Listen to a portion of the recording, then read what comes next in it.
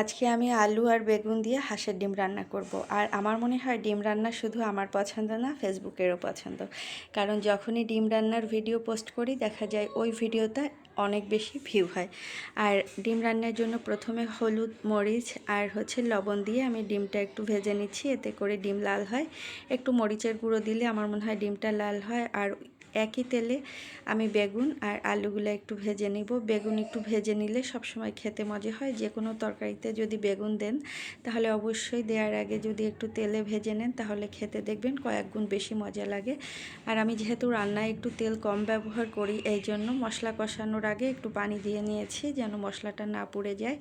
সব ধরনের মশলা দিয়ে এটা ভালোভাবে কষিয়ে নিয়েছি মশলাটা। তারপর এখানে আমি ভাজা বেগুন, আলু আর হাঁসের ডিমগুলো দিয়ে দিয়েছি। এখন মশলা কষানোর পরে রান্না হয়ে গেছে, পানিও দিয়ে দিয়েছি। তারপর আমি সবশেষে একটু জিরের গুঁড়ো দিয়ে এই যে ডিমটা তুলে ফেলছি। আর সত্যি ডিমটা কিন্তু বেশ লোভনীয়।